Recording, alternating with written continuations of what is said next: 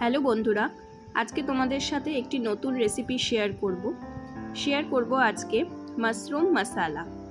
তো চলো দেখা যাক। প্রথমে মাশরুমের একটা বাজার থেকে আমি কিনে এনেছিলাম মাশরুমের বক্স। তো মোটামুটি 250 গ্রাম মতো থাকে এখানে মাশরুম।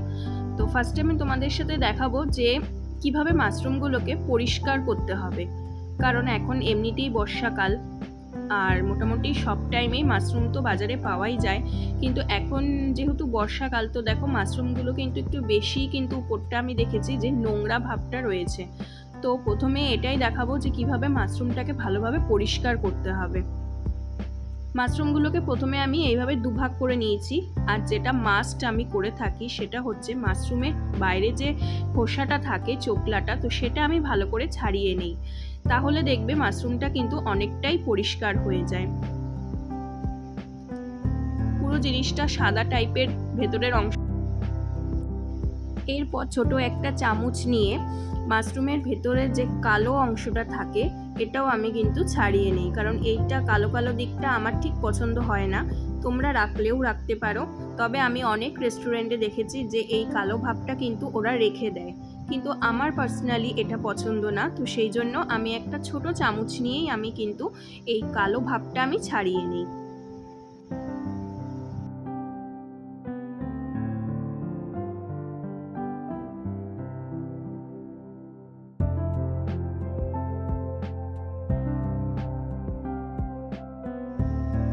এরপর মাশরুমটাকে ভালোভাবে জলে ধুয়ে আমি হালকা নুন জলের মধ্যে মাশরুমটাকে ফুটিয়ে নিই, তাহলে মাশরুমের মধ্যে যে সব কিছু জার্মস থাকে সেটা কিন্তু বেরিয়ে যায়।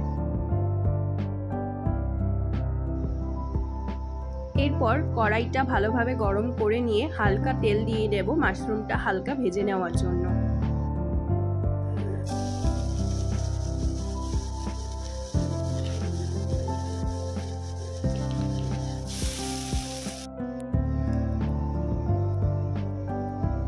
এরপর কড়াইতে সামান্য তেল দিয়ে দেব, আর তারপর দিয়ে দেব কেটে রাখা পেঁয়াজটা হালকা ভেজে নেব।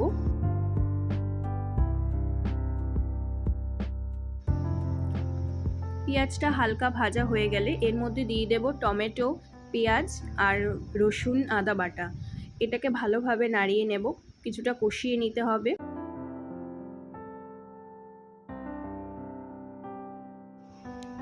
এরপর একটা বাটিতে হলুদ গুঁড়ো, ধনে গুঁড়ো, জিরে গুঁড়ো, লঙ্কার গুঁড়ো সব একসাথে হালকা জল দিয়ে মিশিয়ে নেব। এরপর সব মশলাগুলো একসাথে দিয়ে দেব আর ভালোভাবে কষিয়ে নেব।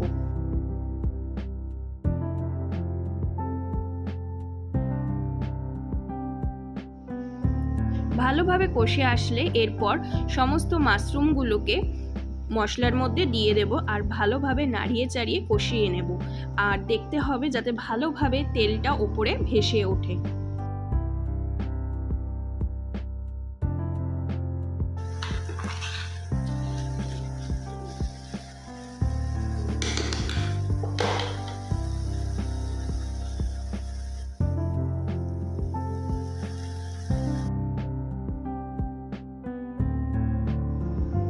এরপর সামান্য দিয়ে দেব গরম জল আর ভালোভাবে জিনিসটাকে সেদ্ধ হতে দেব মিনিট 5-7। রান্না অলরেডি রেডি হয়েই গেছে। নামানোর সময় হালকা দিয়ে দেব গরম মশলা আর সামান্য ঘি, আর ভালোভাবে নাড়িয়ে চাড়িয়ে ঢেকে রাখবো কিছুক্ষণ।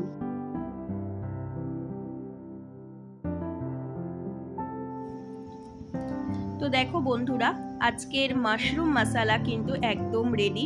তো রান্নাটা কিরকম লাগলো অবশ্যই জানিও তোমরা, আর তোমরা কে কে মাশরুম খেতে ভালোবাসো সেটাও কিন্তু কমেন্টে জানিও।